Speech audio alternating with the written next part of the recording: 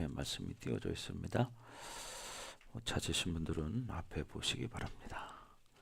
14년 후에 내가 바나바와 함께 디도를 데리고 다시 예루살렘에 올라갔나니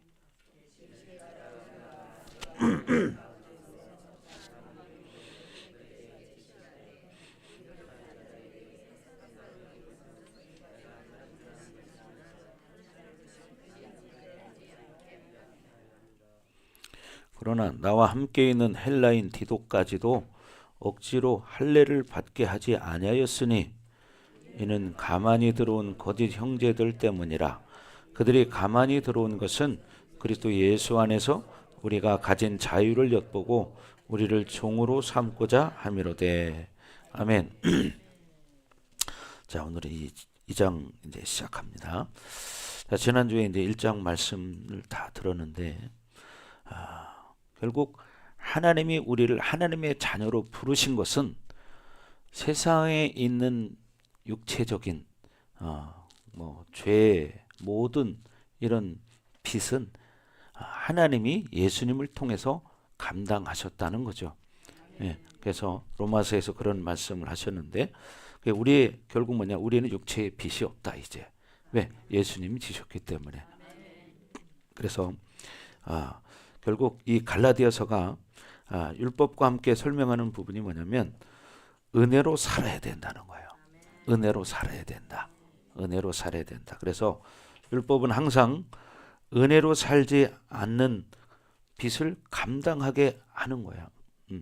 그러니까 은혜로 살면 모든 것을 하나님께 맡길 수 있는데 은혜로 살지 않으면 내가 어떻게 해보려고 하는 거예요. 물론 내가 할 거는 해야 돼요. 그러니까 이 부분이 이해하기가 좀 난해한 부분인데 은혜로 산다고 해서 뭐 아무것도 안 하고 사는 게 아니라 내가 할 수 있는 건 하지만 그 이상의 일이나 어떤 결과는 내 힘으로 되는 게 아니라 하나님의 은혜로 된다는 거예요. 자, 그래서 오늘 이 본문에 보면 14년 후에 예루살렘에 갔다고 말해요. 즉 뭐냐면 결국 이 바울이 이 2차 방문을 AD 35년경에 했는데 지금 14년이 지난 뒤에, 그러니까 지금은 14년이 지났으니까 49년이 되는 거예요. 그러니까 2차 때 예루살렘 갔다 온 후 14년이 흘렀다는 겁니다. 그리고 나서 지금 이제 예루살렘에 갔는데 누구를 데리고 갔냐? 바나바와 함께 디도를 데리고 갔다고 말해요. 그래서 이 바울에게 있어서 바나바는 아주 중요한 사람이에요. 그래서 결국 선교 여행의 동역자로서 바나바가 중요한 역할을 합니다. 그리고 이제 예루살렘 사도들에게 바울의 존재를 알려준 사람도 누구냐면 바나바예요. 그래서 바나바를 꼭 이렇게 데리고 다니는 거예요. 그래서 바나바가 없으면 바울이 예루살렘과 관계없는 사람이 됐을 수도 있습니다. 자, 그만큼 바나바는 뭐냐면 이렇게 조력자의 역할로 사명을 감당한 사람이에요.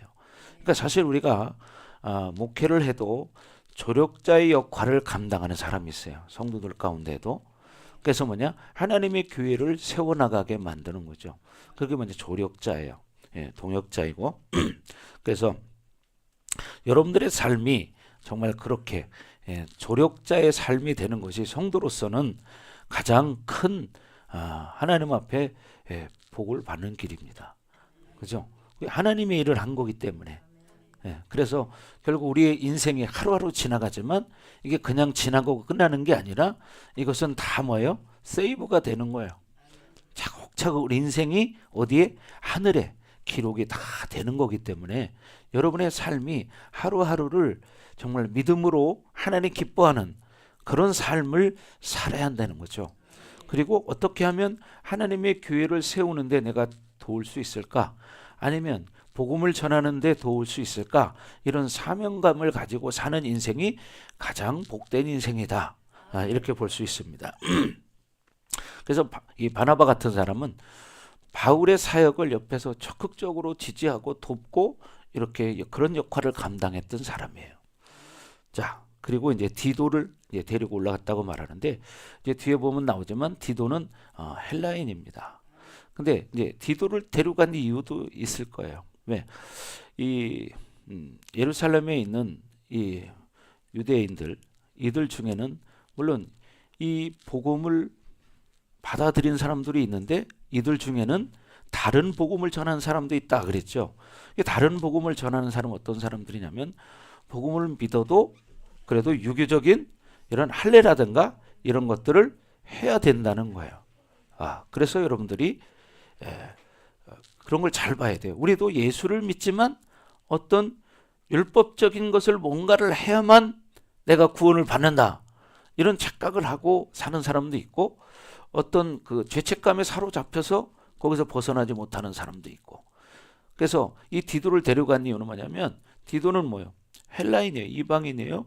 그런데도 불구하고 지금 어떻게 예수를 믿고 지금 어떻게 이방인에게도 성령이 임했다는 것을 증명할 수 있는 사람이죠. 그래서 디도를 데려간 이유도 될 겁니다. 자, 그래서 우리도 지금 우리가 살고 있는 이 세상 가운데도 우리는 철저히 은혜로 살아야 한다는 거죠. 왜 그러냐면, 지금 우리나라 같은 경우에도 바탕이 뭐냐면 유교라는 게 있어요. 유교라는 게 바탕이 깔려 있기 때문에 우리가 예수를 믿어도 정말 내가 무엇인가를 얼마만큼 하지 않으면 만족하지 못하는 그런 경향성들이 있습니다. 이게 우리 한국 사람들이 가지고 있는 거예요. 왜? 유교적인 문화 바탕이 있기 때문이죠. 그래서 사실 그것은 하나의 문화인 것이고 그런 거지, 그것이 복음에 영향을 끼칠 수는 없는 거죠. 복음과 과거의 문화는 다른 겁니다. 그러니까 유대인들이 믿었던 그 구약의 야훼 하나님과 그들이 믿었던 또 율법이 있어요. 613가지 율법이 있는데 613가지 율법을 다 지켜야만 구원을 받는다. 그럼 어떻게 구원받습니까? 그들도 누구도 613가지를 다 지킬 사람은 없어요. 우리도 마찬가지예요. 그런데 그걸 지킬 수 없기 때문에, 그래서 우리는 예수님이 필요한 거예요. 그래서 예수님이 나의 죄를 어떻게 구속하기 위해서, 속죄하기 위해서 십자가에 못 박혀 죽으셨기 때문에 그 예수님을 나의 구원자로 영접하고 믿을 때 우리는 구원받을 수 있습니다. 아멘. 어떤 우리가 새벽 기도를 하루도 안 빠져야 구원받는다, 그런 게 아니잖아요. 기도를 하루에 5시간씩 해야 구원받는다, 그러면 여기 그거 못할 사람 많습니다. 그렇잖아요. 그러니까 어떤 구원의 조건이라는 것은 순수한 믿음이에요. 근데 그 믿음이 어떤 믿음이냐? 진짜 살아있는 믿음이라는 거죠. 예수님이 나의 죄를 위해서 십자가에 죽으셨다, 이걸 진짜 믿는 거예요. 그걸 믿고 예수님을 영접한 사람들은 어떻게 죄를 지면 예수의 이름으로 회개할 수 있는 특권이 있는 거예요. 그래서 예수 이름으로 회개할 때 그 죄는 또 씻어지는 거고, 그렇기 때문에 우리는 구원을 받을 수 있는 겁니다. 아멘. 그러니까 이런 복음이라는 것을 이렇게 정확하게 알고 살면 되는데, 그렇죠. 예를 들면 그런 거예요. 교회를 한 번도 안 빠지고 나와야 구원 받는다, 이런 게 아니에요. 사람이 살다 보면 특별한 경우가 생기면 그럴 수도 있죠. 그렇지 않겠어요? 그럼 예를 들어서 교회에 오다가 갑자기 사고가 났어요. 그 병원에 실려갔어. 그럼 어떻게 예배 드립니까? 못 드리죠. 근데 율법적으로 지킨다면 그래도 침상치레도 교회에 와야 돼, 말이 됩니까? 안 되는 거죠. 그러니까 중요한 것은 우리가 최선을 다해서 내가 할 수 있는 걸 하지만 모든 결과는 하나님께 맡기는 거고요. 모든 일은 하나님의 뜻대로 하나님의 은혜 가운데 이루어진다는 것을 믿어야 한다는 거죠. 아멘. 예를 들어서 직업이 소방대원인 사람이 있어요. 근데 주일날 아침에 불이 났다고 연락이 와서 출동이 떨어졌습니다. 그럼 어떻게 돼요? 출동 나가야죠. 그죠? 왜? 직업이 소방대원이니까 어떻게 나가서 불을 꺼야지. 그런데 주일이라고 아니야, 나는 주일 지켜야 돼, 그래야 구원받아, 그건 말이 되나요? 하나님은 그런 하나님이 아니라는 사실이에요. 그렇다고 해서 주일을 소홀히 여겨라, 그런 소리가 아닙니다. 하나님은 다 알고 계시잖아요. 하나님도 우리와 똑같은 지정의를 가지고 계신 분이에요. 그렇기 때문에 그런 형편과 처지를 다 알지만 그걸 가지고 또 어떤 사람들은 역이용하는 사람도 있겠죠. 뭐 그래 맞아 목사님 말하는데 주일 안 지켜도 구원 받는데, 예. 여러분 그런 말하는 게 아니에요. 왜? 그렇잖아요. 간호사가 있고 의사가 있고 소방대원이 있고 경찰 공무원이 있고 다 달라. 근데 갑자기 급한 일이 생겼어요. 생명을 구원할 일이 생겼어요. 그럼 어떻게 돼요? 그 생명을 살려야죠. 예. 강도 만난 자의 이웃에 대해서 성경에 보면 말하고 있습니다. 그죠? 길을 가다가 강도를 만났는데 이 사람이 돈도 뺏기고 막 또 맞아가지고 피투성이가 돼서 쓰러져 있어요. 그런데 그 옆을 지나가는 사람들이 있었습니다. 그 사람들이 누구였냐? 제사장도 지나가고 레위인도 지나가고 유대인들이 지나갑니다. 근데 그들은 거들떠 보지 않고 다 지나가. 근데 그곳을 지나가던 이방인이 그 다쳐서 쓰러져 있는 그 사람을 데리고 이제 갑니다. 그리고 어떻게 해요? 그곳에 맡기면서 돈을 일부 주고, 만약에 이 사람에게 돈이 더 들어가면 내가 돌아오는 길에 더 돈을 지불하겠습니다. 그런 이 사람을 좀 간호 좀 해주세요. 치료 좀 해주세요. 그러고 떠나서 자기 볼 일이 있기 때문에. 그때 예수님 하신 말씀이 뭐예요? 이 강도 만난 자의 이웃이 누구냐 이 말이에요. 예. 형식적인 유대인, 레위인, 제사장이 이웃이 아니라 실질적으로 영혼을 회복시키는 사람, 돕는 사람이 강도 만난 자의 이웃이라는 거죠. 그렇지 않습니까? 네. 그러니까 여러분들도 중요한 게 뭐냐면 신앙생활이라는 것은 실질적으로 하는 거예요. 이론적으로 종교적으로 어떤 행위를 하거나 예배를 해서 될 일이 아니라는 거죠. 물론 뭐 진정과 하나님의 영으로 여러분 예배 드리는 게 하나님 기뻐하는 건데, 실적으로 그런 상황이 벌어졌을 때, 예를 들어서 여러분이 어떤 사람은 예를 들어서 교회를 오는데 사람이 쓰러 죽어가고 있어요. 그러면 나 교회 가야 돼 그러고 그 사람 보내주고 교회 오면 하나님 기뻐할까요? 그게 아니죠. 그 사람을 살리는 게 하나님의 그 사랑이에요. 그렇지 않겠습니까? 이게 바로 하나님의 마음이라는 거예요. 아멘. 그렇다고 교회 오기 싫을 때 갑자기 넘어진 사람 만났으면 좋겠다. 이런 마음 가는 사람은 없겠죠. 그 정도로 하나님은 뭐냐면 지정의가 정확한 분이고 영혼을 사랑하시는 분이라 이 말이에요. 아멘. 이게 뭐냐? 바울이 전하는 복음이라는 거고, 그 복음을 들은 자들이 자유함으로 살 수 있는 것이 바로 하나님의 은혜로 이렇게 살아간다는 거예요. 아멘. 자, 2절 보겠습니다. 2절 시작.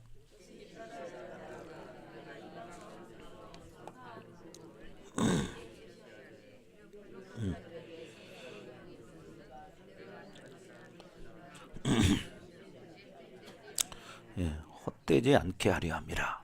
예, 그래서 계시를 따라 올라갔는데, 그죠? 계시를 따라 이방 가운데 전파하는 복음을 그들에게 제시했다는 거죠. 알게 하기 위해서 갔다는 거예요. 내가 전하는 지금 복음이 어떤 거냐? 이것을 예루살렘에 있는 사람들에게 전하러 간 거예요. 그래서 사도행전 15장에 가면 이방인들에게 하나님의 영이 임했다는 소식을 이제 안디옥에서 들었어요. 안디옥에서.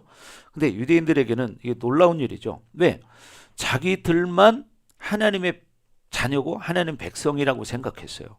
근데 이렇게 소식을 들어보니까 유대인들에게도 성령이 임하는 역사가 나타났다는 소식을 들은 거예요. 그러니까 그들에게는 쇼킹한 일이죠. 그래서 유대인에게는 정말 이건 있을 수 없는 일이거든요. 왜? 자기들만이 선민이다 이런 생각을 하고 살았기 때문에.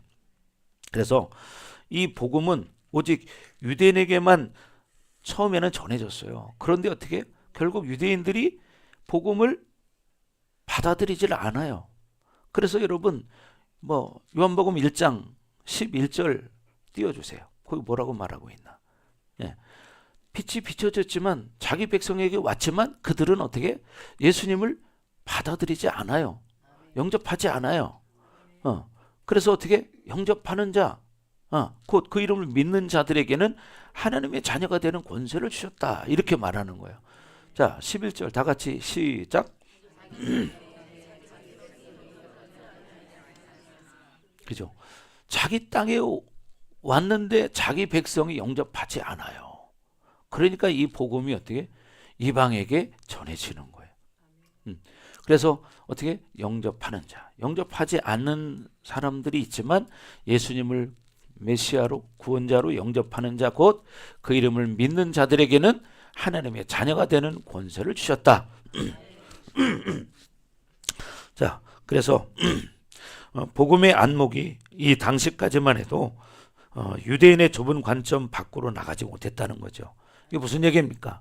유대인들이 생각하는 이 복음은 자기들만 아는 거라는 거예요. 자기들만이 누릴 수 있는 거다, 이렇게 생각을 한 거예요. 근데 하나님은 이 우주 만물에 있는 모든 사람이 하나님이 창조한 아버지예요. 창조주예요. 근데 유대인들의 이 사고가 잘못된 거죠. 자기들만 하나님의 자녀다, 이렇게 생각하는 거예요. 그래서 사마리아 사람들이나 이런 이방인들은요, 특별히 이 성경에도 사마리아 여인이 나오죠. 우물가의 여인이. 근데 이 여인은 사실 점심때 낮에 뜨거운 그때 우물을 길러 갔어요. 왜? 사람들이 많을 때 가면 조롱을 받고 욕을 먹고 무시를 당하기 때문에 그 뜨거운 태양볕이 내리쬐는, 여러분 이스라엘 날씨가 그래요. 제가 가보니까 낮에는 따가워요. 햇빛이 엄청 따갑습니다. 그래서 낮에는 잘 못 다녀요.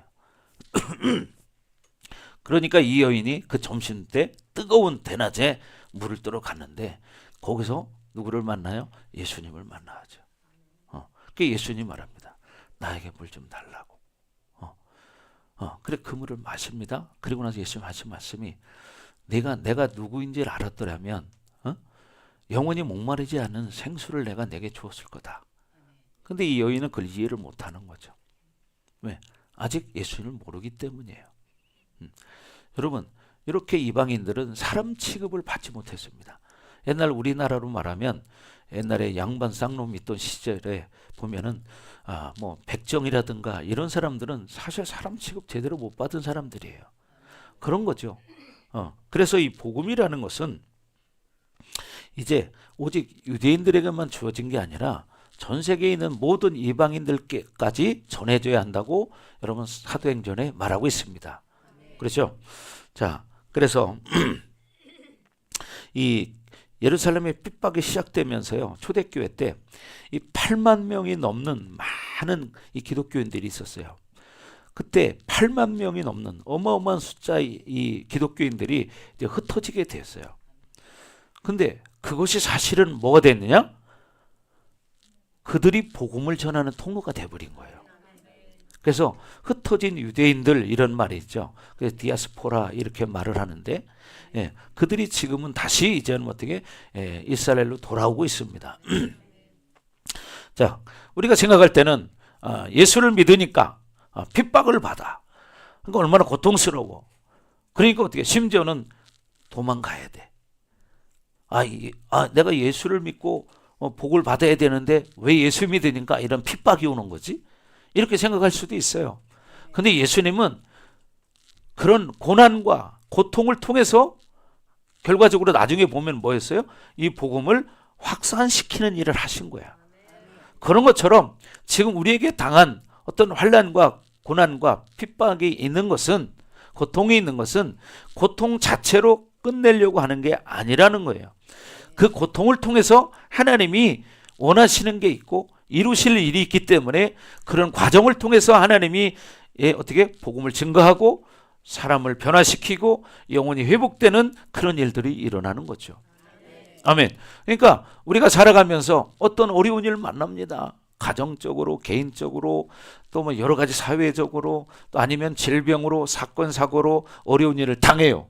그러나 그런 어려움을 통해서 결국 내가 죽는 것이 끝이 아니라 그 어려움을 통해서 하나님이 원하는 것은 복음을 전하는 것이고 또 내가 복음의 사람으로 바뀌는 거예요. 회복되는 거예요. 거기에 초점이 있는 거죠.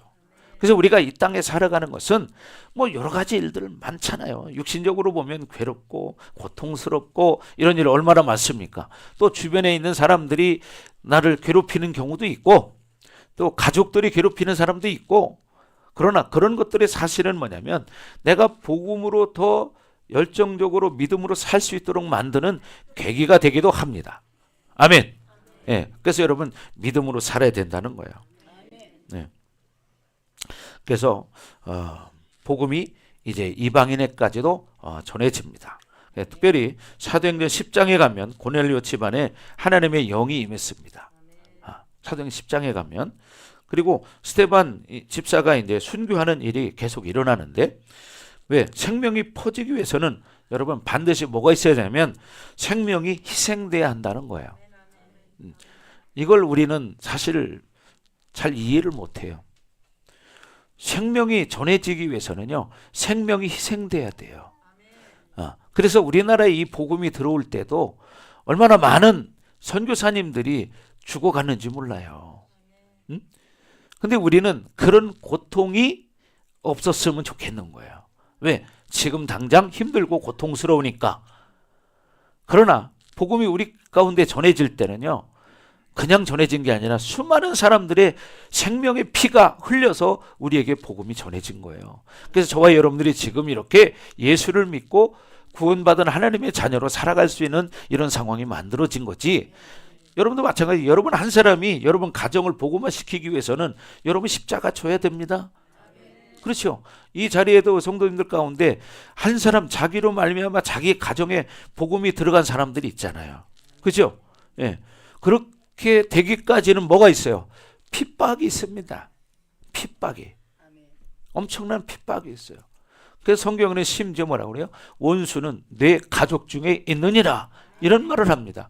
왜? 가장 가까운 사람이 나를 힘들게 하지 멀리 있는 사람이 나를 힘들게 하지 않아요. 그렇죠. 저도 그랬고 여러분들도 마찬가지. 여기도 그런 사람들 많이 있어요. 어떤 사람들은 남편 때문에 힘들어서 신앙생활 못하는 사람들이 있어요. 남편이 막 괴롭혀요. 교회 못 가게. 예. 그러다 보니까 막 싸우기도 하고, 어떤 남편들은 심지어 구타를 하기도 합니다. 예. 그래서 결국 어떻게 해요? 그렇게 맞으면서도 끝까지 복음을 지키는 그런 사람들. 제가 전에 몇 번 간증했지만 우리에게 나오셨던 정 권사님이 있어요. 84세인가 그때 돌아가셨는데, 그 권사님이 제가 얘기를 들어보니까 남편이 하도 핍박을 해가지고 때로는 구타를 당해서 기절을 3번이나 했다는 거야. 예, 교회 간다고 구타를 해서 기절을 3번 했대. 그런데도 탈파지 않은 거야. 끝까지. 그래서 결국 어떻게 해요? 그 자녀 중에는 주의 종이 나왔습니다. 그리고 자녀들이 이제 믿는 자녀들이 많아졌어요. 그리고 마지막 돌아가시는 순간까지 그분은 예수님을 잘 믿고 사셨습니다. 예, 몸이 아프신데도 불구하고 이 끄는 걸 끌고요. 끌고 새벽 기도도 나와. 주일날 되면 요양병원에 계셨는데도 예배를 드리러 와요. 이거 끌고. 어떤 날은 보면 기저귀를 3개씩 차고 와요. 기저귀를 3개씩 차고 와. 그러니 얼마나 무거워요. 그죠? 왜? 그러니까 어떻게 해요? 흘러내려가. 흘러내려가요. 그러니까 한쪽으로는 이걸 잡고 바지 내려가니까. 예, 몸빼 바지를 입으셨기 때문에. 꼬부줄 바지요. 내려가니까 한쪽으로 이거 잡고 한쪽으로 이거 잡고 삐뚤삐뚤 하면서 그렇게 교회를 오세요. 그렇게까지 신앙생활을 하셨습니다. 마지막까지. 왜 그렇게 했을까요? 그분은 확실하게 복음이 뭔지를 알았기 때문이고, 그래서 예수님을 만났기 때문이에요.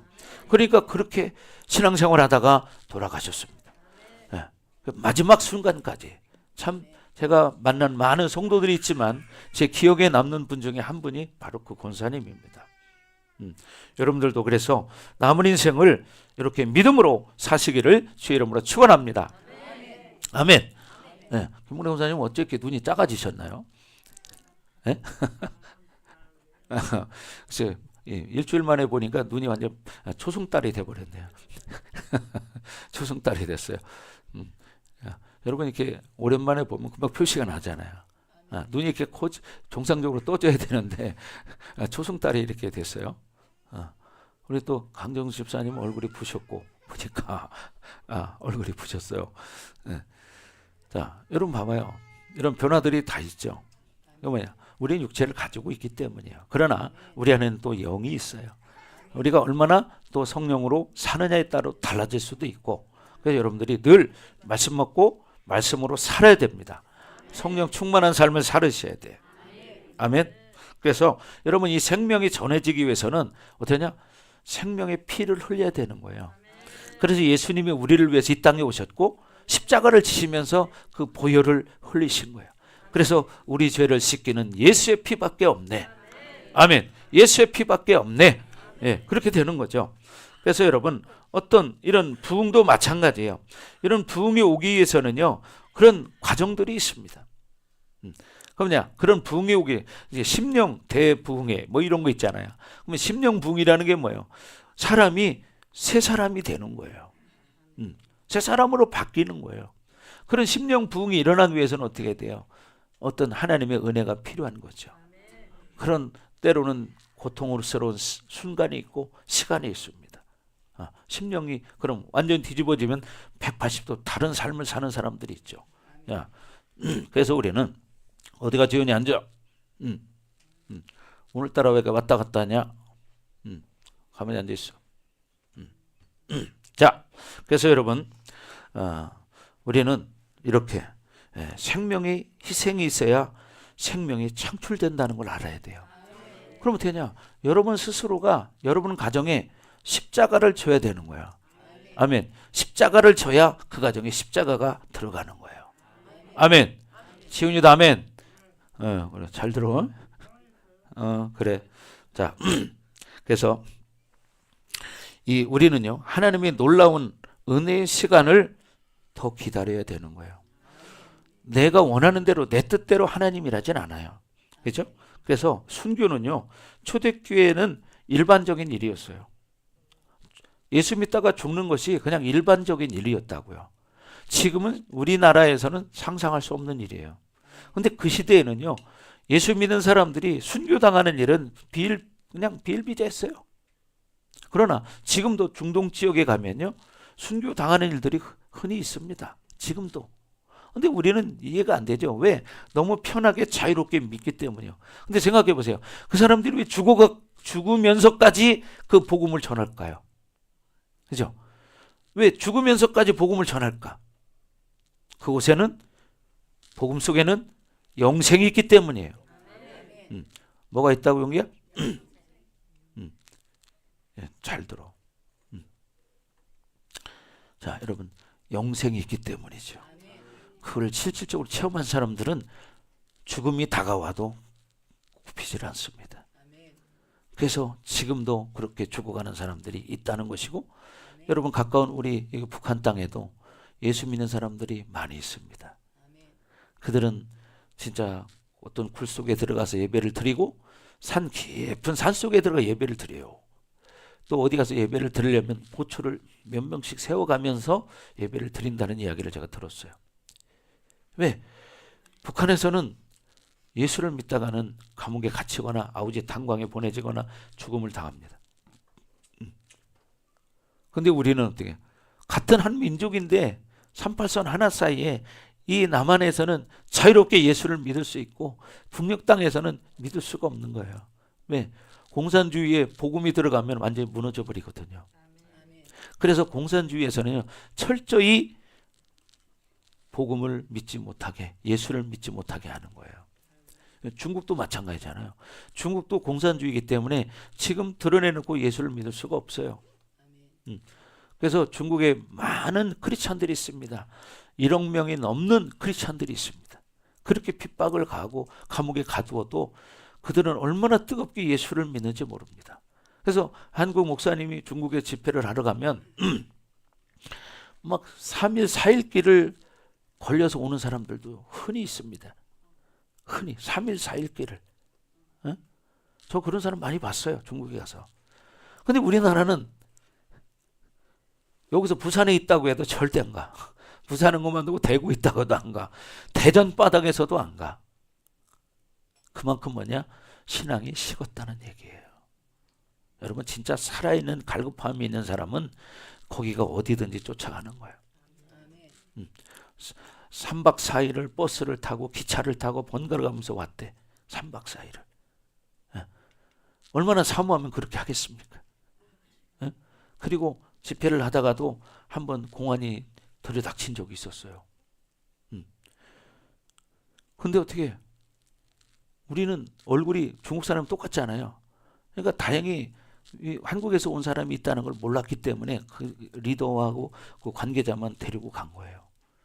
근데 한 몇 시간 조사를 받고 나왔는데 조건이 뭐냐? 집회를 해산시켜라. 그런 조건으로 나왔어요. 그래서 어떻게 해요? 그 3박 4일을 걸려서 온 사람들이 그냥 돌아가겠어요? 우리도 마찬가지죠. 그냥 오겠어요? 아니죠. 그래서 어떻게 해요? 그때 버스를 타고 3시간을 이동해서 다른 도시에 가서 집회를 계속했습니다. 3시간을 이동을 해서. 그래서 여러분, 이렇게 그 사람들은 정말 뜨거운 믿음을 가지고 있는 거예요. 열정적이죠. 근데 그때 당시에 모였던 사람들이 숫자가 꽤 많았어요. 그러다 보니까 이동하는 장소에 다 들어갈 수가 없는 거야. 그래서 한 100에서 200명 정도는 못 들어가요. 그래서 어떻게 하냐? 먼데 온 사람부터 이렇게 해가지고 500명이 왔다면 300명만 데리고 가는 거예요. 200명은 가까운 데 있으니까 다음에 하기로 하고 돌아가셔라. 그래서 300명을 데리고 이렇게 했던 기억이 있습니다. 여러분, 이렇게 복음을 목숨 걸고 믿는 사람들이 있다 이 말이죠. 근데 우리는 너무 편하다 보니까 이 복음이 그렇게 간절하지가 않은 거야. 왜? 너무 편하니까. 그들은요, 감격을 하고 눈물을 흘립니다.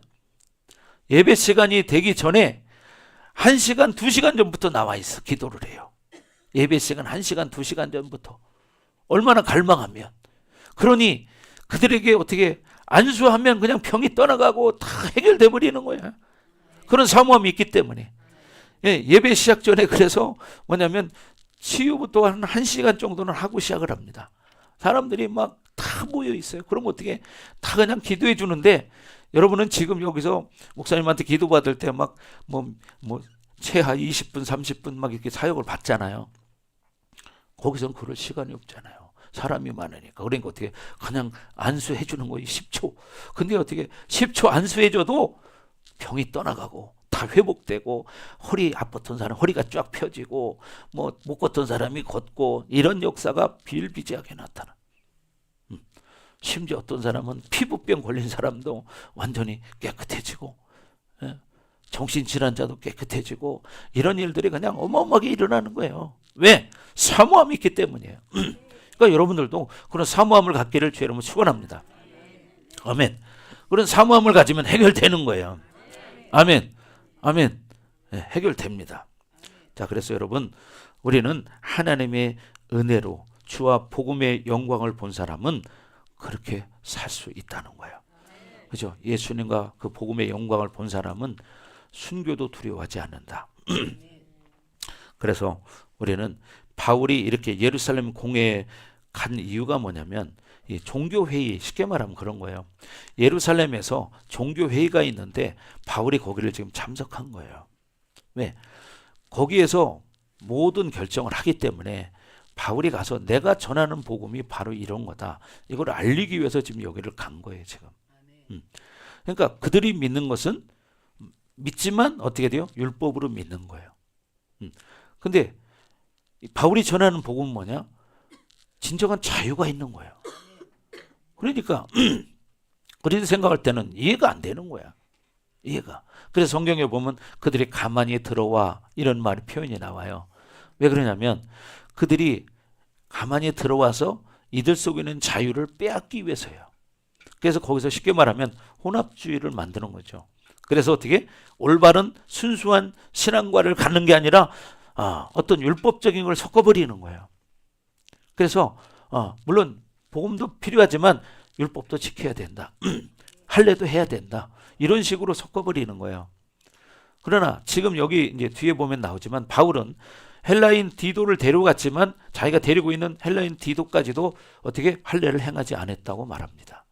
그러니까 중요한 게 뭐냐? 복음이라는 것은 율법에 매이는 것이 아니다. 순수하게 믿음을 가지고 사는 거다. 하나님의 은혜로 사는 거다. 이것을 지금 말하고 있는 겁니다. 아멘.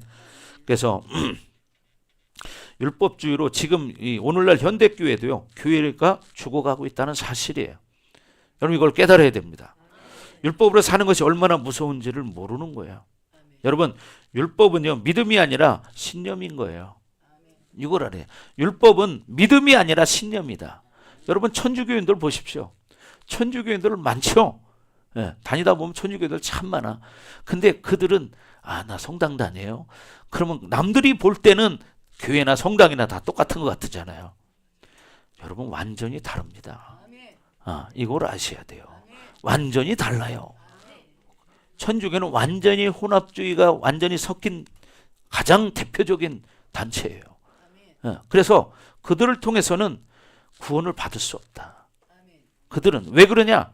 하나님의 복음을 믿는 게 아니라 물타버렸기 때문에 성경에서 말하는 10계명 중에 1계명부터 지키지를 않아요. 그들은 너는 나 외에 다른 신들을 내게 있게 말지니라 그랬잖아요. 근데 어떻게 해요? 그들은 예수 외에도 교황들을 다 신으로 믿고 예수님의 제자들을 다 신으로 믿습니다. 그리고 성모 마리아를 신으로 생각하잖아요. 그러면서 거기에 예수도 믿어. 그러니 이건 완전 짬뽕이죠. 오직입니다. 오직. 길이요 진리요 생명이신 예수님을 통과하지 않고는 하나님 앞에 올 자가 없다. 분명히 말하잖아요. 근데 여러분 이렇게 그럴싸하게 이론적으로 믿게 만드는 거예요. 그러니까 또 뭐예요? 천주교에서는 제사도 지내. 제사. 제사 지내요. 제사하는 것은 귀신에게 하는 거라고 분명히 말했습니다. 하나님은 우상 숭배하는 걸 제일 싫어합니다. 여러분 이걸 아셔야 돼요. 근데 우상 숭배하는 사람이 구원받는다. 맞습니까? 안 맞지요. 그러니 제사 지내는 사람들이 구원 받겠습니까? 못 받습니다. 그러니 천주교인들이 구원 받겠어요? 못 받습니다. 저는 처음에는 성도 때는 이 문제에 대해서 딜레마를 가졌었어요. 근데 성경을 알다 보니까 너무 다른 거예요. 이거는. 그래서 이들은 참 속고 있구나. 세상에서 말하는 음료. 음료가 뭐냐면 진리를 왜곡시키는 거예요. 이게 음료입니다. 그래서 결국 어떻게 돼요? 음료는요 천주교인 거예요. 그러나 오늘날 교회 안에도 어떻게 해요? 율법주의에 갇혀서 이렇게 종교적인 행위를 하는 그런 교회들이 너무 많은 시대가 돼버렸어요. 그래서 제가 그런 얘기 흔히 하잖아요. 정말 예수님 모르는 사람 참 불쌍한 사람이다. 그런데 더 불쌍한 사람이 누군지 아냐? 천주교인들이다. 근데 더 최고로 불쌍한 사람이 있다. 그런 사람이 누구냐? 기독교인 중에 예수를 진짜 만나지 못한 사람이 제일 불쌍한 사람이다. 왜요? 교회까지 나왔는데도 예수를 만나지 못하고 성령 체험을 못한다면 그거보다 불쌍한 사람이 어디 있습니까? 여러분 중에도 여러분 스스로를 점검해 봐야 돼요. 그냥 좋은 게 좋다고 우리가 교회만 다니는 게 아니라 진짜 예수를 믿고 성령 체험을 하고 성령을 느끼며 사는 그런 성도들이 돼야 한다는 거예요. 아멘. 종교적으로 교회만 다니고 거룩한 척하는 이런 교회들 있잖아요. 방언하면 이상하다고 하는 그런 교회들. 예. 특히 이제 좀 장로교 중에 그런 교회들이 많은데, 물론 뭐 장로교 중에도 또 성령 충만한 교회가 있어요. 장로가 다 그런 게 아니에요. 교회마다 그렇게 다르기 때문에. 또 감리교회도 마찬가지죠. 여러분 지금은 여러분 우리가 차별금지법에 대해서 기도하고 10월 27일 집회를 했잖아요. 110만 명이 넘는 사람들이 모여서. 그죠? 근데 지금 교회 안에도요. 이런 WCC나 이런 뭐 이 단체들 NCCK나 이런 데를 옹호하는 교단들이 있어요. 그게 어디냐? 바로 감리교입니다. 감리교도 있고 장로교도 있고 다 있어요. 그래서 뭐냐? 그들은 이 차별금지법 이런 것도 옹호하는 사람들이에요. 그럼 절대 그러면 안 됩니다. 아멘? 예. 왜? 절대로 성경은 남자와 여자를 창조했다고 분명히 창세기에 말하고 있지 중간은 성을 만들었다고 말한 적 없고, 그죠? 그리고 로마서에는 심지어 동성 연애자들을 하나님이 어떻게 진노하시는 장면이 나와요. 로마서에 보면. 네, 여러분 이거 아셔야 돼요. 그래서 이 동성애자들은 사실 치료받아야 할 사람이지 원래 창조된 것이 아니다. 그죠? 동성애자들은요 상처로 인해서 그렇게 만들어진 거예요. 영적인 문제거든요. 그러니까 그런 것들이 치료받아야 될 일이에요. 하나님 앞에 돌아와서 동성애자들 중에 회복돼서 정상으로 사는 사람들이 있어요.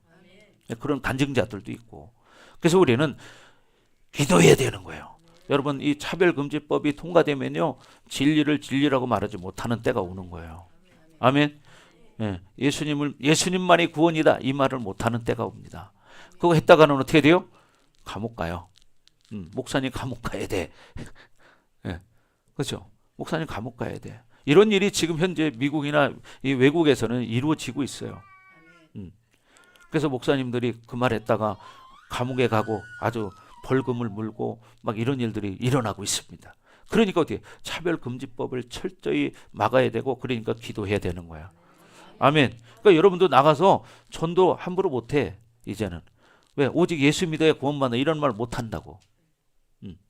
그래서 여러분 기도해야 됩니다. 아멘. 그래서 율법이 강할수록 믿음이 아니라 신념으로 사는 것을 우리가 알아야 됩니다. 그래서 우리는 이 율법에 대한 악이 이제는 풀어져야 되는 거예요. 저도 마찬가지예요. 누구도 마찬가지예요. 하나님은 우리에게 선물로 은혜로 우리에게 구원을 주신 거예요. 그러니까 어떻게 철저하게 믿음으로 은혜로 살아야 된다. 아멘. 예. 그래서 율법이 결국 뭐냐면 옛사람의 모습인 거예요. 옛사람의 모습. 으쌰으쌰해야만 뭐가 된다. 그게 아니에요. 하나님의 은혜가 우리의 그 열심히 하는 그 모습 속에서 어떻게 하나님의 은혜가 긍휼하심이 임하면 이루어지는 거예요. 그게 뭐냐? 바로 복음이다. 복음. 그리고 그것이 바로 하나님의 은혜다. 자, 그래서 우리는 내가 무엇을 하는 게 아니라 하나님이 은혜로 선물을 주셨기 때문에 우리가 무엇을 할 수 있는 거예요. 근데 우리가 육을 가지고 있기 때문에 뭘 한다고 해서 그게 전부인 건 착각하지만, 예를 들어 하나님이 이 순간 우리 코에서 호흡을 걷어버리면 딱 쓰러지는 거예요. 그렇죠? 여러분 인생은 그 코의 호흡에 있나니. 네. 그래서 어떻게 호흡이 딱 끊어지는 순간 죽어가는 거예요.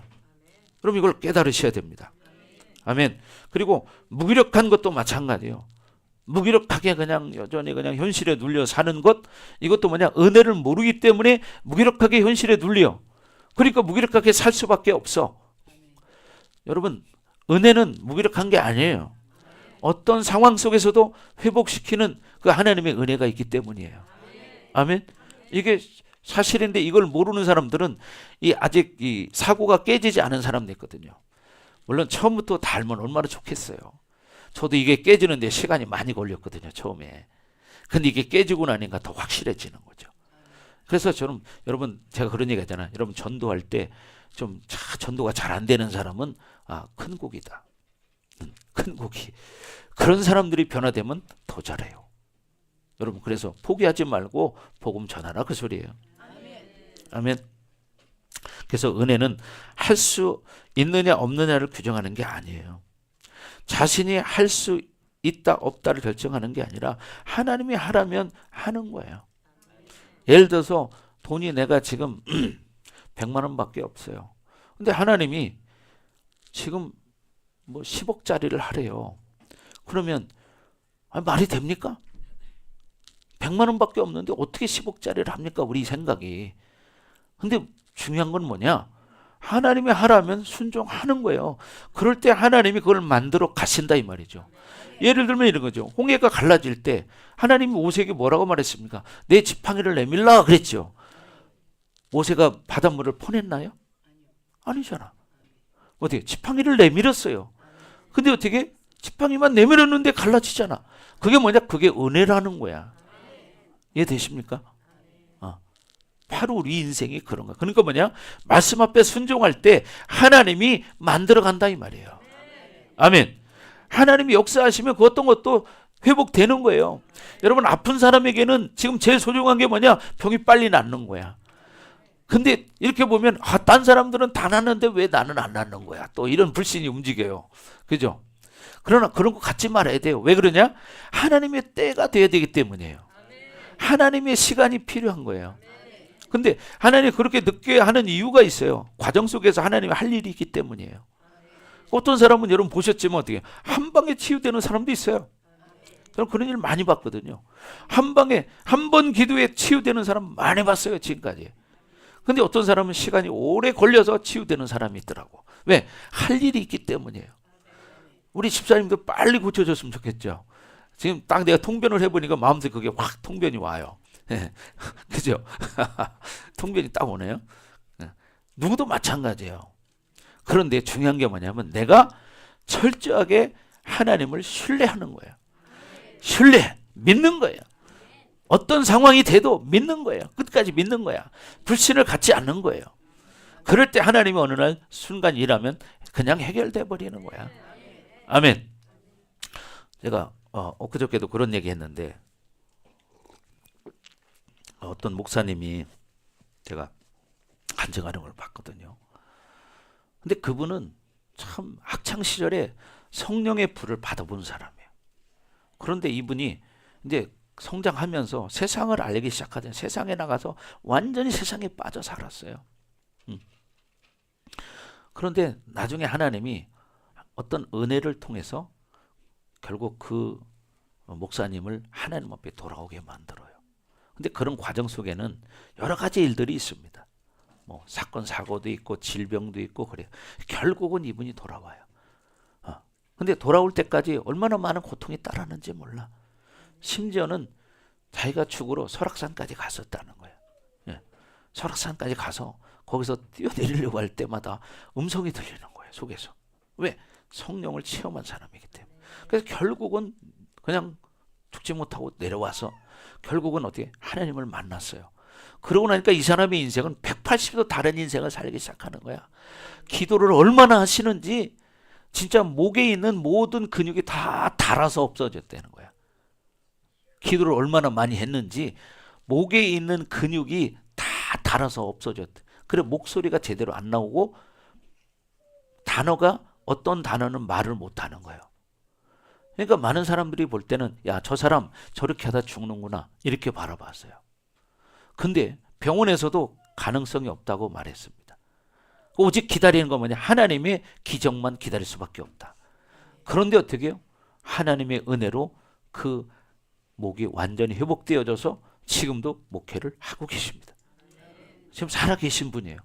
인간의 의학으로는 설명할 수가 없는 거야.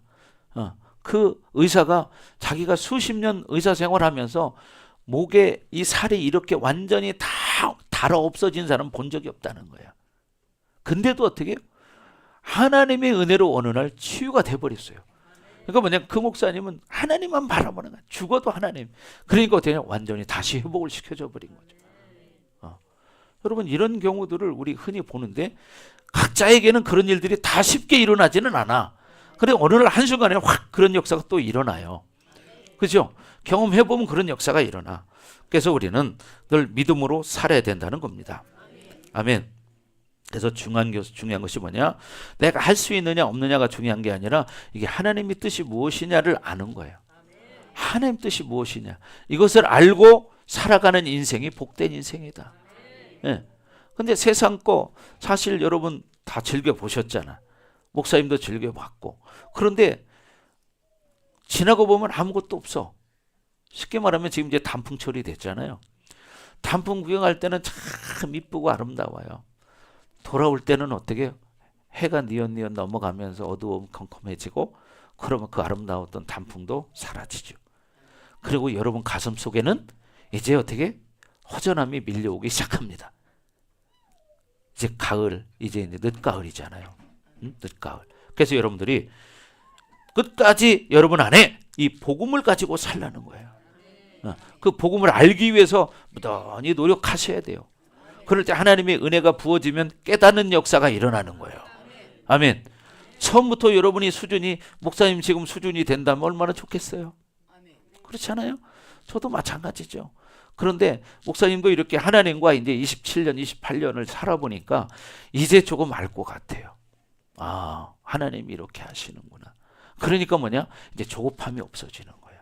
왜? 하나님을 알기 때문에. 그래서 어떻게? 하나님의 때를 기다리는 거예요.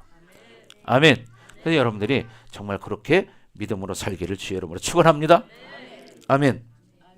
그래서 여러분 무기력하게 살면 안 된다. 아멘. 예, 여러분 나이 드셨다고 해서 너무 무기력하게 살 필요 없습니다. 자꾸 여러분 운동도 하셔야 되고, 그죠? 맛있는 것도 드시고, 아멘. 여러분 그동안 벌어놓은 돈 다 뭐 할 겁니까? 맛있는 거 많이 드시고 운동도 하시고 그죠? 예수님과 함께 여러분 멋지게 살아가십시오. 아멘. 돈 쌓아놓고 돌아가시면 그거 어떡할 거예요? 눈 못 감어. 쓰고 가시, 쓰고 가. 그리고 하나님 앞에 드리시고. 아멘. 예. 그래서 맛있는 거 많이 드시라고요. 어떤 그 나이 드신 분이 그러더라고요. 자식들에게 이제 물론 부모는 자식이 최고잖아요. 다 얼마나 사랑합니까? 자기 자식이 잘해주고 막 그랬는데 나중에 나이 드셔서 이렇게 겪어보니까 자식도 소용이 없다는 걸 알았대. 그러면서 자기는 남은 인생을 하여튼 자기 부인과 함께 실컷 먹고 놀러 댕기고 예수 잘 믿고 이렇게 살겠다. 이런 분 이야기를 들은 적이 있어요. 왜? 인생이라는 게 지나고 보면 다 허무하잖아요. 그렇지 않겠습니까? 근데 그 돈이 뭐라고 돈 하다가 먹을 것도 제대로 먹어보지도 못하고 그거 모아가지고 그냥 어느 날 돌아가시면 그 돈은 다 뭐요? 종이떼기 되는 거잖아요. 네. 결국 그렇지. 어떤 가정은 그 유산 때문에 자식들 간에 싸움이 일어나서 칼부림이 나고 형제가 죽고 이런 일도 흔히 보잖아요. 뉴스 나오잖아요. 네. 재산 문제 때문에 싸우다 형제지간에 칼부림 나가지고 죽고 이런 일들이 뉴스에 가끔 나오잖아요. 여러분, 그래서 어떤 부모는 그러더라고. 나는 땡전 한 푼 우리 자식들에게 물려주지 않는다. 내 다 쓰고 간다. 그러더라고 어떤 분은. 네, 그런 분 계셔요 진짜. 많습니다. 왜? 여러분 옛말에 그런 말이 있어요. 부자가 3대 못 간다. 왜? 자식들은 그 고생을 해서 그 돈을 벌어보지 않았기 때문에 부모가 물려준 거기 때문에 돈을 그냥 막 되는 대로 기분대로 쓰는 거예요. 뭐 누가 얘기하면 혹해가지고 또 사업도 하고 막 이래요. 그래가지고 결국 어떡하냐? 그 재산 다 날려먹어. 저는 제 주변에 실제로 그렇게 막 엄청난 부자였던 사람들이 지금 그거 다 날라간 사람들을 여러 명 봤습니다. 여러 명 봤어요. 엄청난 부자였어요. 제가 아는 분도 진짜 엄청난 부자인 사람이 있어요. 지금으로 하면 아마 수천억 되는 재산을 가진 사람이에요. 근데 지금은 거지처럼 살아요. 수천억 재산가 했는데. 인생이라는 것은 여러분 어떻게 될지 모르는 거야. 그래서 오직 우리는 예수 안에서 정말 믿음으로 살아야 된다는 거예요. 이게 가장 복된 인생입니다. 아멘. 왜? 우리에게는 영생이 있기 때문이에요. 여러분 죽으면 끝이 아니라 영원한 시간이 기다리고 있거든요. 천국에 가면 고통도 없고 아픔도 없고 슬픔도 없어요. 그죠? 우리 집사님 지금 막 다리만 안 아팠으면 좋겠죠. 천국 가면 절대 그거 없습니다. 완전 소녀의 모습으로 살아갑니다. 아멘. 여러분 가장 젊었을 때, 가장 멋있을 때, 가장 이쁠 때 그 모습으로 여러분 살아간다는 거예요. 아멘. 그래서 우리가 예수를 잘 믿는 거죠. 그럼 여러분 어떻게? 복받은 사람들이지. 왜? 이런 소식을 들으니까. 근데 이걸 모르고 사는 사람들은 지금도 허황된 꿈을 꾸고 살고 있죠. 그죠? 어느 날 자기가 한 방에 이 땅을 떠난다는 걸 모르는 거예요. 그렇잖아. 여러분 이 땅은요 잠시 잠깐이야. 잠시 잠깐 오면 우리는 이 땅을 떠나야 합니다. 숨을 몰아쉬면서. 자, 그래서 여러분 믿음으로 살게 될 수 여러분을 축원합니다. 아멘. 자, 그래서 우리는 은혜를 기억해라. 은혜. 여러분 오늘은 하나님의 은혜를 기억하시기 바랍니다. 은혜는 내 노력으로 되는 게 아니다. 하나님이 값없이 주는 거다. 아멘. 근데 부족함이 없는 사람들은 이런 것도 별로 와닿지 않아. 왜? 부족함이 없고 먹고 살만하니까.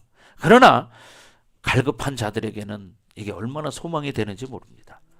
아멘. 죽음 앞에 선 사람들에게 한번 물어보십시오. 살고 싶냐고. 그럼 누구든지 다 살고 싶다고 말해요. 죽고 싶다고 말하는 사람 별로 없어요. 고통스러울 때는 죽고 싶다고 해. 근데 조금만 여지가 생겨봐 살고 싶다고 그러지. 여러분, 그래서 우리는 현재 하나님의 은혜로 하나님의 자녀가 되었고 앞으로 여러분의 인생을 정말 그렇게 하나님만 바라보세요. 무에서 유를 창조하시는 하나님. 정말 내 생각으로 하나님을 생각하는 게 아니에요. 하나님 내가 생각할 수 없는 일을 하시는 하나님. 아멘. 저도 그런 일을 많이 경험해 봤거든요. 네. 목사님이 이 목이 엄청 아픈 사람이었어요. 제가 20년을 넘게 목이 아팠어요. 왜? 저는 처음 신앙생활할 때부터 부르짖는 기도를 했어요. 자, 저쪽으로 가요. 저쪽으로 가야지. 예배 시간에 저렇게 센스들이 없어요. 자, 여러분, 제가 목이 아파가지고 20년을 넘게 고생했습니다. 콕콕 찔러요, 여기가. 기분 나쁘게 찔르는 거야. 그러면 참 병원도 갈까 말까 몇 번 망설였어요. 그런데 내 믿음이 어떤 믿음이 올라오냐면, 야, 하나님이 쓰시려면 고쳐 쓰시겠지. 이런 믿음이 올라오는 거예요. 이런 믿음. 이게 하루 이틀 아픈 게 아니라 20년 이상을 아픈 거예요. 그래서 어떻게? 결국 나는 병원 안 갔어요. 그리고 뭐냐? 그래, 하나님이 고쳐 쓰시겠지. 나를 종으로 부르셨으니. 이 믿음을 가지고 기도했어요. 근데 하루 이틀 만에 고쳐진 게 아니고 10년 만에 고쳐진 게 아니고 20년이 넘었는데 어느 날 하나님이 내 목을 고쳐줬어요. 지금은 그래서 아무리 부르짖어도 목이 아프지 않아요. 네. 뭐 주의 종이라고 목사님이라고 금방 고쳐준 게 아니잖아요. 20년이 넘게 걸렸어요. 이 목을 치료받는데. 근데 지금은 어떻게? 아무리 부르짖어도 목이 아프지를 않아. 이게 뭐예요? 하나님의 은혜라는 거죠. 그렇잖아요? 여러분 생각해봐요. 목이 쿡쿡 찌르고 아파요. 이게 참 기분 나쁘게 아파요. 그럼 어떻게 하냐? 기도하는 거예요, 손대고. 근데 지금 어떻게? 다 치료받은 거예요. 치료받은 거. 왜? 하나님이 그 시간 동안에 뭘 봤었겠어요? 나를 지켜본 거예요. 네가 끝까지 진짜 믿음을 가지고 가냐? 네가 진짜 끝까지 나를 의지하느냐? 이걸 바라보는 거죠. 근데 결국 어떻게 됐어요? 지금은 자유하잖아요. 아무리 소리질러 부르짖고 막 앞에서 기도인들을 몇 시간씩 인도를 해도 목이 쉬지를 않아. 목이 아프지를 않아. 이게 뭐예요? 하나님의 은혜라는 거예요. 그러니까 어떻게 하냐? 끝까지 우리는 예수님을 바라봐야 된다. 하나님을 바라봐야 된다. 아멘. 지금 상황이 내가 원하는 대로 되지 않더라도 예수님을 바라봐야 된다. 아멘. 이 믿음을 갖고 살기를 주의 이름으로 축복합니다. 아멘. 그래서 우리는 늘 자기 어떤 실력으로 사는 것이 아니라는 거예요. 아멘. 그래서 여러분 남은 인생을 정말 믿음으로 살기 바랍니다. 우리 용호사님 치유됐습니까? 아멘.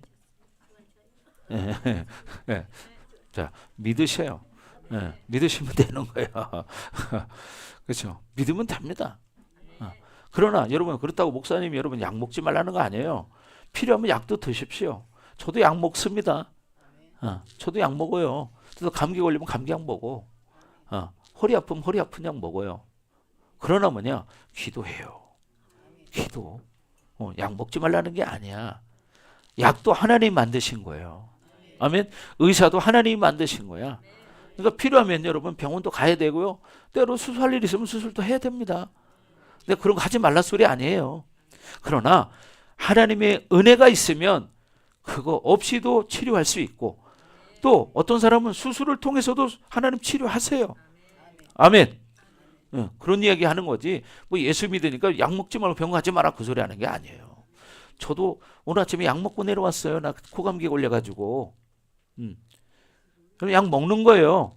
아멘. 자, 그러니까 약은 하나님 만들었다. 그러나 우리가 의지하는 것은 하나님을 의지하는 거예요. 믿는 거예요. 믿는 거. 그럼 하나님이 일하셔요. 약을 통해서도 일하셔요.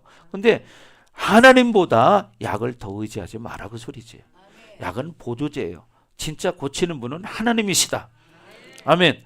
어떤 분은 우리 여기 권사님 계시잖아요. 권사님 여기 앉아 계신데 우리 권사님이 남편이 참 고생을 많이 시켰어요.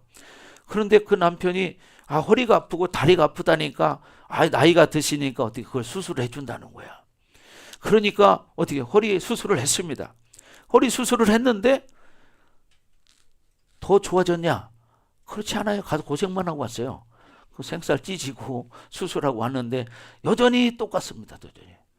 왜? 그러니까 어떻게 고생만 한 거야. 여러분 물론 하지 말라 소리가 아니고요. 필요할 때는 해야 돼요. 해야 돼. 그러나 그걸 고치고 안 고치고의 모든 의지는 하나님이 가지고 계신다. 아멘. 수술이 필요하면 수술도 해야 됩니다. 그러나 여러분 믿음이 있고 하나님이 사인이 있다면 순종하는 거고. 아멘. 예. 그죠? 저는 이런 이야기도 들었어요. 어떤 분이 아픈데도 병원을 안 가고 자꾸 기도만 하는 거예요. 근데 어느 날 하나님의 음성이 들리는 거야. 왜? 나는 하나님만 의지한다고 막 그렇게 기도하니까 하나님이 어느 날 그 사람에게 그러더래요. 의사도 내가 만들었느니라. 그러더래요. 의사도 내가 만들었느니라. 뭐냐? 병원 가라 그 소리예요. 아멘. 여러분 많은 사람들이 착각하는 게 뭐냐면 교회를 다니고 예수를 믿으면 뭐 약 먹는 거 병원 가는 걸 안 해야 된다. 뭐 이런 착각하는 사람이 있는데 하나님이 분명 그렇게 하셨다면 할 수도 있지만 그런 게 아니라면 먹어도 되고 병원 가도 됩니다. 아멘. 이걸 알아야 돼요. 왜? 예수 믿는다고 약 먹지 말라는 성경은 없습니다. 아멘. 그 약 먹을 때는 먹으세요. 그러나 기도하라 그 소리예요. 예수님을 의지하라는 얘기예요. 약을 먹을 때에도 하나님이 도와주셔야 진짜 그게 치료가 나타나는 거예요. 아멘. 그래서 여러분 철저히 예수님을 의지하기를 주 여러분 축원합니다. 아멘. 자, 기도합니다. 전 기도할 때 정말 하나님 그렇습니다. 우리가 믿음으로 살기 원합니다. 정말 하나님 이 마지막 시대에 하나님의 은혜를 바라보며 정말 내가 믿음으로 하나님만 신뢰하고 예수님만 신뢰하는 그런 믿음 가지고 살아갈 수 있도록 하나님 은혜를 내려 주옵소서. 새나같이 주여버리고 기도합니다. 주여. 오 할렐루야. 아버지 하나님 감사합니다. 하나님 우리 가운데 정말 하나님의 이 은혜가 임하기를 원합니다. 하나님 기름 부어 주시옵소서. 오늘 말씀을 통해서 하나님 우리가 앞으로 살아갈 때 어떻게 살아가야 할지를 깨닫게 하시고 철저히 하나님을 신뢰하고 하나님을 의지하는 믿음 가지고 살아갈 수 있도록 하나님 은혜를 허락하여 주옵소서. 복음이라는 것은 우리에게 영생을 선물로 준 것입니다. 그러나 그 영생을 위해서 우리가 이 땅에서 하나님의 은혜를 사모하며 믿음으로 반응하며 살아가는 것입니다. 우리 사랑하는 성도들에게 어떤 율법적인 이제 기준이 깨지게 해주시고 현실적으로 복음을 받아들이고 영생 가운데 살아갈 수 있는 은혜를 허락하여 주옵소서. 오라바라바 슈아라바 카라바 이아라바라바 슈아라바 더 충만하게 하나님 기름 부어주시고 성령의 불과 기름 부심으로 하나님 이 시간에 우리 사랑하는 성도들 한 사람 한 사람들을 친히 안수하여 주옵소서. 이아라바라바라바 너 충만 너 강력하게 너 불과 기름 부심으로 이아라바라바라바 너 임하소서. 너 강력하게 오라바라바라바 주님을 찬양합니다. 하나님 영광을 받아 주시옵소서. 그렇습니다. 하나님이 우리를 창조하셨습니다. 그리고 우리를 선택하셨습니다. 하나님 우리는 하나님의 자녀입니다. 이 세상 가운데 육신을 가지고 살아가고 있지만 철저히 하나님을 바라보고 예수님을 의지하고 성령님과 동행하는 삶을 살기를 원합니다. 우리 사랑하는 성도들에게 믿음을 주셔서 하나님의 은혜의 법으로 살게 하여 주옵소서. 그리스도 예수 안에 있는 생명의 성령의 법으로 살게 하여 주옵소서. 그래서 이제 우리는 이 땅 가운데 진정한 자유를 누리며 해방으로 이제 자유함이 우리 삶 가운데 이루어지게 하여 주옵소서. 우리 사랑하는 성도들 한 사람 한 사람과 한 가정 한 가정들을 하나님 축복합니다. 이들의 가정들이 온전히 회복되게 하여 주옵소서. 하나님의 은혜로 회복되게 하여 주옵소서. 모든 질병도 떠나가게 하여 주옵소서. 그래서 하나님 앞에 영광 돌리며 정말 간증하는 삶이 되게 해주시고 하나님 앞에 쓰임받게 하여 주옵소서. 이제는 이 교회 머리가 되시며 우리의 구원자가 되시는 예수 그리스도의 은혜와 독생자를 아낌없이 우리를 위해서 이 땅에 내어주신 하나님 아버지의 극진하신 사랑하심과 보혜사 성령님의 감화감동 내주 역사 위로 충만하심이 오늘 말씀을 듣고 이제 오직 복음으로 은혜로 살기로 결단하는 사랑하는 성도들 머리 위에 각 가정 위에 우리 반석교회 위에 그리고 이 나라와 세계 열방 위에 이제부터 영원토록 함께 할지어다. 아멘.